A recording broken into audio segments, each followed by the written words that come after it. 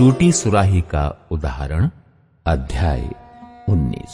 यहोवा ने यूं कहा, तू जाकर कुम्हार से मिट्टी की बनाई हुई एक सुराही मोल ले और प्रजा के कुछ पुरनियों में से और याजकों में से भी कुछ प्राचीनों को साथ लेकर हिन्नोमियों की तराई की ओर उस फाटक के निकट चला जा जहां ठीकरे फेंक दिए जाते हैं, और जो वचन मैं कहूं उसे वहां प्रचार कर। तू ये कहना, हे यहूदा के राजाओं और यरूशलेम के सब निवासियों, यहोवा का वचन सुनो।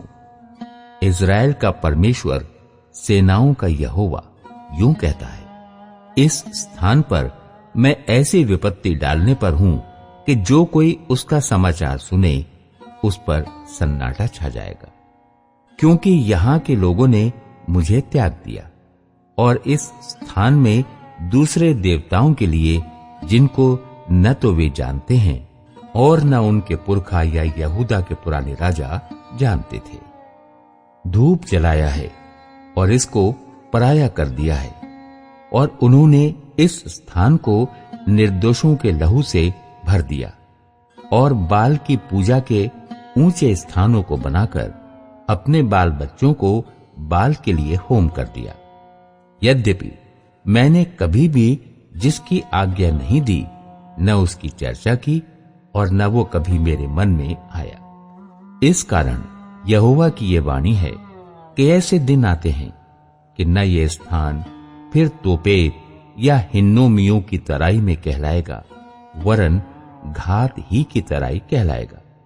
मैं इस स्थान में यहूदा और यरूशलेम की युक्तियों को निष्फल कर दूंगा और उन्हें उनके प्राणों के शत्रुओं के हाथ की तलवार चलवाकर गिरा दूंगा। उनके शवों को मैं आकाश के पक्षियों और भूमि के जीव जंतुओं का आहार कर दूंगा।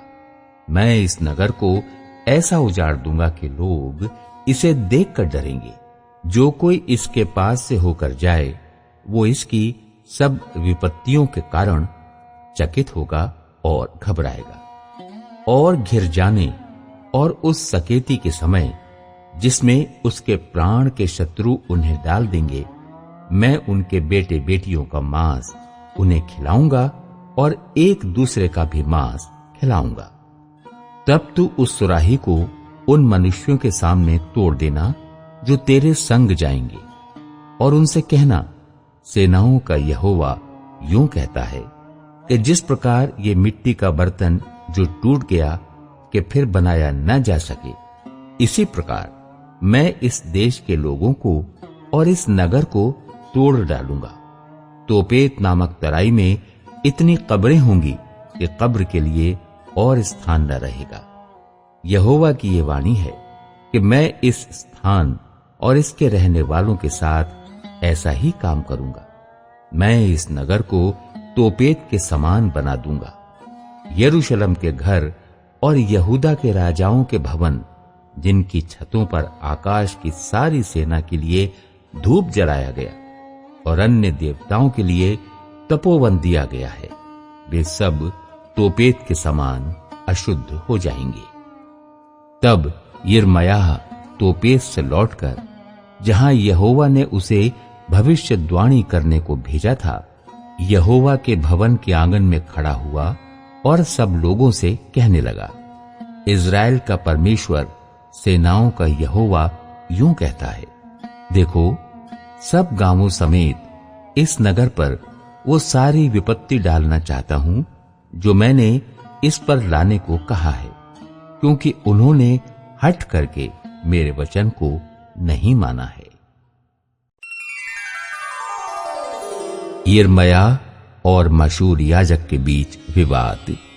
अध्याय 20। जब यिर्मयाह ये भविष्यद्वाणी कर रहा था, तब इम्मेर के पुत्र पशहूर ने, जो याजक और यहोवा के भवन का प्रधान रखवाला था, वो सब सुना। तब पशहूर ने यिर्मयाह भविष्यद्वक्ता को मारा और उसे उस काठ में जकड़ दिया जो यहोवा के भवन के ऊपर बिन्यामीन के फाटक के पास है। सवेरे जब पशहूर ने यिर्मयाह को काठ में से निकलवाया तब यिर्मयाह ने उससे कहा, यहोवा ने तेरा नाम पशहूर नहीं, मागोर मिस्साबीब रखा है, क्योंकि यहोवा ने यूं कहा है, देख, मैं तेरे लिए और तेरे सब मित्रों के लिए भी भय का कारण ठहराऊंगा। वे अपने शत्रुओं की तलवार से तेरे देखते ही वध किए जाएंगे। मैं सब यहूदियों को बेबीलोन के राजा के वश में कर दूंगा। वो उनको बंदी बनाकर बेबीलोन में ले जाएगा और तलवार से मार डालेगा। फिर मैं इस नगर के सारे धन को और इसमें की कमाई और सब अनमोल वस्तुओं को और यहूदा के राजाओं का जितना रखा हुआ धन है, उस सब को उनके शत्रुओं के वश में कर दूंगा और वे उसको लूटकर अपना कर लेंगे और बेबीलोन में ले जाएंगे। और हे पशहूर, तू उन सब समेत जो तेरे घर में रहते हैं बंधुआई में चला जाएगा, अपने उन मित्रों समेत जिनसे तूने झूठी भविष्यद्वाणी की है। तू बेबीलोन में जाएगा और वहीं मरेगा और वहीं तुझे और उन्हें भी मिट्टी दी जाएगी। यिर्मयाह की परमेश्वर से शिकायत। हे यहोवा, तूने मुझे धोखा दिया और मैंने धोखा खाया। तू मुझसे बलवंत है, इस कारण तू मुझ पर प्रबल हो गया। दिन भर मेरी हंसी उड़ाई जाती है, सब कोई मुझसे ठट्ठा करते हैं, क्योंकि जब मैं बातें करता हूं तब मैं जोर से पुकार पुकार कर ललकारता हूं। उपद्रव और उत्पात हुआ, हां उत्पात, क्योंकि यहोवा का वचन दिन भर मेरे लिए निंदा और ठट्ठा का कारण होता रहता है। यदि मैं कहूं मैं उसकी चर्चा न करूंगा, न उसके नाम से बोलूंगा, तो मेरे हृदय की ऐसी दशा होगी मानो मेरी हड्डियों में धधकती हुई आग हो, और मैं अपने को रोकते रोकते थक गया, पर मुझसे रहा नहीं जाता। मैंने बहुतों के मुंह से अपनी निंदा सुनी है। चारों ओर भय ही भय है। मेरी जान पहचान के सब जो मेरे ठोकर खाने की बाट जोहते हैं, वे कहते हैं, उसके दोष बताओ, तब हम उसकी चर्चा फैला देंगे। कदाचित वो धोखा खाए तो हम उस पर प्रबल होकर उससे बदला लेंगे। परंतु यहोवा मेरे साथ है, वो भयंकर वीर के समान है। इस कारण मेरे सताने वाले प्रबल न होंगे, वे ठोकर खाकर गिरेंगे।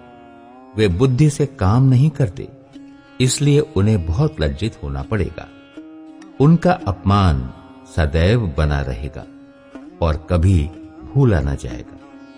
हे सेनाओं के यहोवा, हे धर्मियों के परखने वाले और हृदय और मन के ज्ञाता, जो बदला तू उनसे लेगा उसे मैं देखूं, क्योंकि मैंने अपना मुकद्दर तेरे ऊपर छोड़ दिया है। यहोवा के लिए गाओ, यहोवा की स्तुति करो, क्योंकि वो दरिद्र जन के प्राण को कुकर्मियों के हाथ से बचाता है। श्रापित हो वो दिन जिसमें मैं उत्पन्न हुआ, जिस दिन मेरी माता ने मुझको जन्म दिया, वो धन्य न हो। श्रापित हो वो जन जिसने मेरे पिता को ये समाचार देकर उसको बहुत आनंदित किया कि तेरे लड़का उत्पन्न हुआ है। उस जन की दशा उन नगरों की सी हो जिन्हें यहोवा ने बिन दया ढा दिया। उसे सवेरे तो चिल्लाहट और दोपहर को युद्ध की ललकार सुनाई दिया करे, क्योंकि उसने मुझे गर्भ ही में न मार डाला कि मेरी माता का गर्भाशय ही मेरी कब्र होती और मैं उसी में सदा पड़ा रहता। मैं क्यों उत्पात और शोक भोगने के लिए जन्मा, और कि अपने जीवन में परिश्रम और दुख देखूं और अपने दिन नामधराई में व्यतीत करूं।